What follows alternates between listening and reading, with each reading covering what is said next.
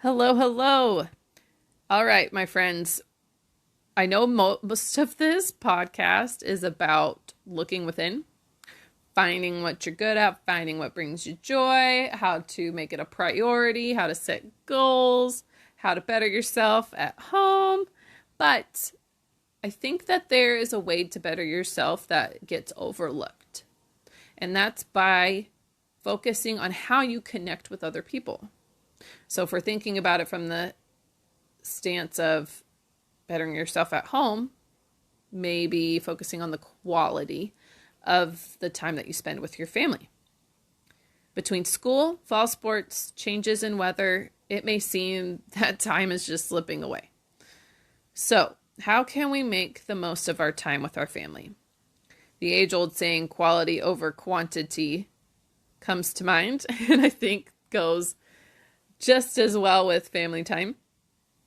There are two different ways that we try to prioritize family time, other than our family adventures that we talked about last week. The first one is family home evening. Now, I've talked about this in past episodes where we set aside a day each week that we're all home, that we're all present, and it's something simple enough you can do in an evening. Be on the lookout. There will be probably other episodes about more specific ideas for what that could look like. The other thing that we like to do is making sure one-on-one time with each child is a priority. But this is definitely something that you will need the help of your partner. The Power of Play by American Academy of Pediatrics says this, quote, "The study says that joy, shared communication, and interactions experienced by parents and children during play regulates the brain's stress response." So I love that right there. Written in black and white. Science says this is good for you. It is good for your child. It's good for both parties. I think that's incredible. Anne Marin, a Very Well Family, says this, quote, "Of course, spending one-on-one time with your kids is important. Giving them individual attention is key to helping you develop a healthy relationship. It can also help kids feel loved, and it may build their self-confidence," which we've talked about a few episodes ago. So how do we go about this? For me, one of my biggest go-tos is allowing them to be a part of what I'm doing. I think that that's a great starting point, whether it's working from home. I've had Noelle come on Facebook Lives with me to sell jewelry back when I was doing my business. Working out, going for a walk, preparing a meal. I find in preparing a meal too, if I let them help cook, they tend to eat it better. They're like, "Ooh, I made this." Now, I know that this may not always be effective. It's definitely a good place to start, but it's not a cure-all because the point of one-on-one time is that it's for the purpose of being enjoyed. So if it feels like a chore to your kid, they're not going to enjoy it. If it feels like you need to be a helicopter parent, right, and give them too much instruction, it's not going to be enjoyed. There'll be times and seasons where those things work and those things won't. So here's a glimpse of what we do in addition at our house to kind of take that one-on-one time a little bit more seriously. We set a timer. And now we only have 2 kids. So if you have more than 2 kids, or if you have less than 2 kids, this might look a little bit differently logistically, but just know this is what we do, and then you can kind of make it work for you. So mom takes one kid, dad takes the other. Then we allow them to pick anything they want to do with us, obviously within reason, but anything that's at home that they can do with us. Uninterrupted, that's key, uninterrupted, for at least 10 minutes, which is why I set a timer.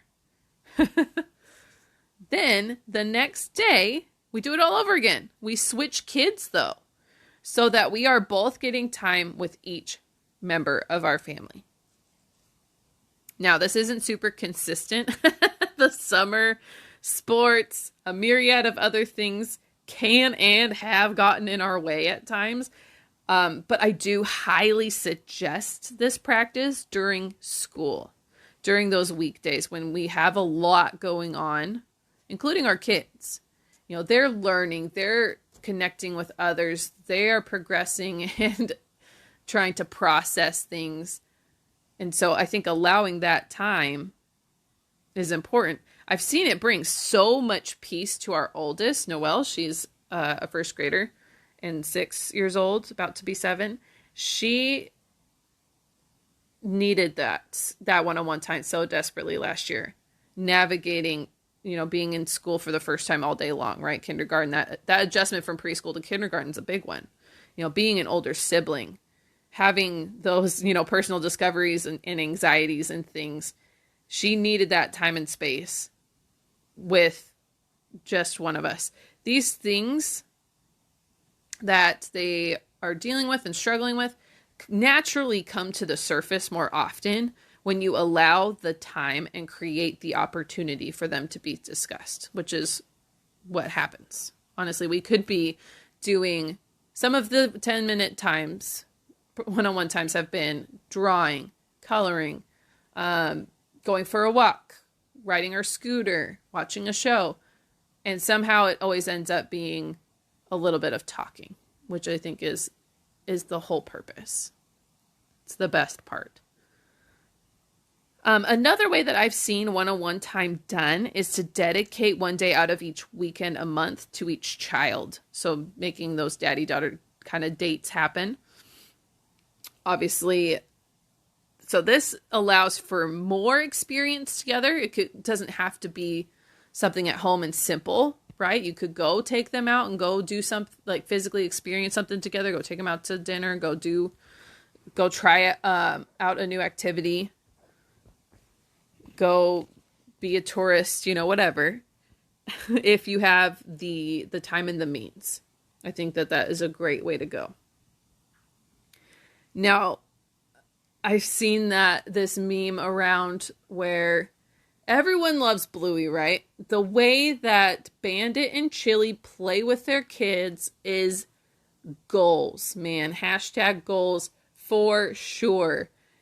And you know, as a parent, I feel like I sit there and I get just as many ideas of what to play and what to do with my kids as my kids do, you know, while watching that show.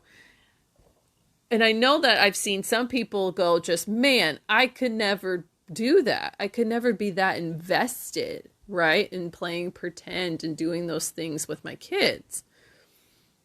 But I saw somebody post online something to the effect of, those Bluey episodes are 7 minutes long.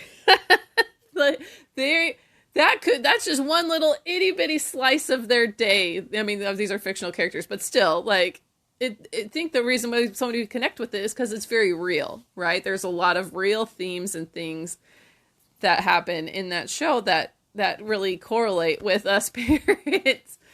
And so it's 7 minutes long, 7 minutes of their day. They're not playing that invested all 24 hours of the day. So, I mean, if you could dedicate that, you know, do that one-on-one time. Dedicate that 10 minutes a day to being Bluey's parents, right? Trying to be more like Bandit and Chili. The better off your whole family will be. But you don't have to sell yourself short. You are doing enough. And you don't have to give a lot. Again, quality over quantity. There is a quote that I don't know who said it, but it reads, "Your children get only one childhood. Make it memorable."